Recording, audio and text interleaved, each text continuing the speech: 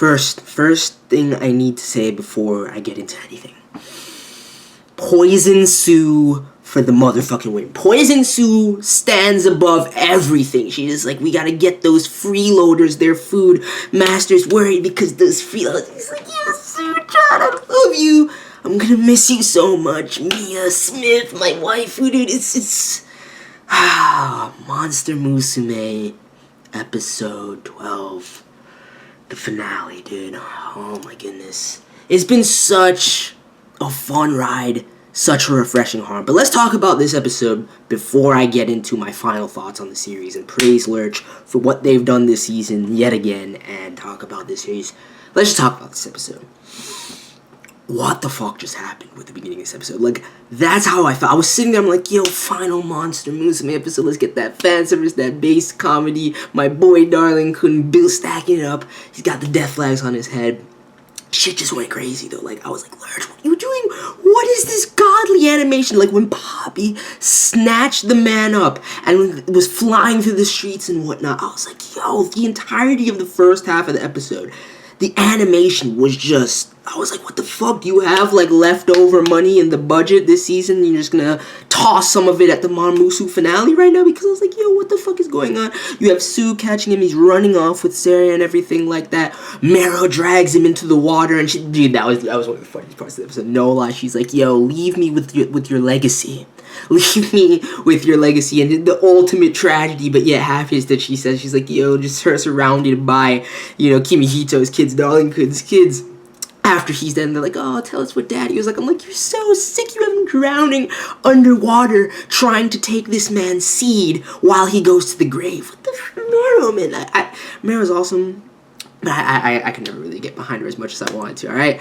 Mia saying that she would die for Darling-kun solidified her spot on the list. It solidified her, you know, at least in the top 3 best girls, although she carried that #1 slot for so long. There was only so much AMAMIYA SORA could do, okay? First half of the episode was GOAT, then you find out that LALA-chan's just straight CHUUNIBYOU. She's making all this shit up, and dude, that little scene, that quick scene at the end there, where it just flashbacks to Darling-Kun'S past, he's just like talking to himself on some crazy CHUUNIBYOU shit with the eye patch and the colored contact, and I was done. I was so cute. I was like, I love this dude.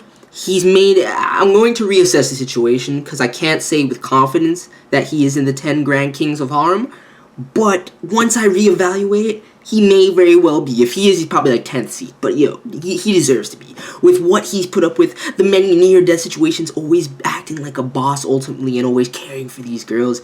And it's an utterly absurd harem with such unique girls. Yeah, I have to give it to him. So he may very well make it in there, dude. But anyway, second half of the episode felt kind of, I don't know, just felt kind of out of place. The first half definitely seemed like it could have just straight up ended there and that was the finale, but ultimately what it spiraled into with the ending and just showcasing, you know, yet again another slice of life, seeing, you know, him short on cash, they need food, and them going through this whole adventure to find it, you know, showcasing, you know, and making sure they got every single character in the finale. You know, you had the dragon nuke girl that wanted to marry Mia just swooping in there and Sue just blasting her with the fucking poison beam cannon out the mouth, dude. I was like, yo, Sue, dude, this is why Sue is best girl. And like what she's like, you know, I don't even need food, you don't have to worry about me. I'm like, no, Sue, like what Darling says to her, she's like, yo, we're all family, we all have to eat the same thing around the table. I'm like, yo, Darling, couldn't you get props for knowing what to say when, dude, because everything that I would like to say to these girls, you always do. So I give you props for that, man. But Sue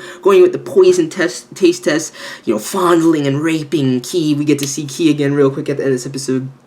It solidified the fact that Sue has triumphed as best girl. I'm going to combine the Mon girls with the base harem and go through the best girl list.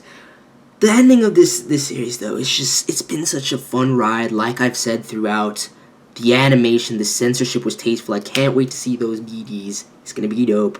But the censorship was tasteful nonetheless. The animation quality, the pacing, what Lurch did with this series was awesome. It was absolutely beautiful.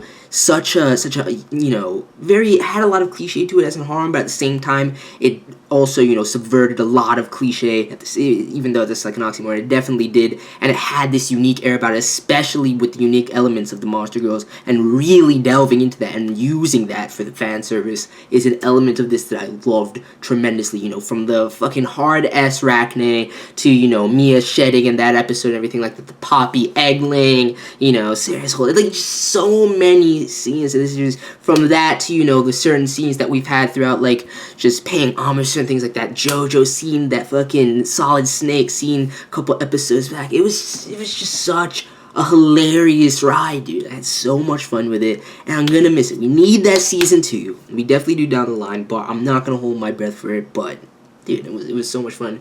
Let's see how the BDs, dude, because I'm sure there's a lot of fucking people that want to get their hands on the uncensored BDs. That's all I'm gonna say.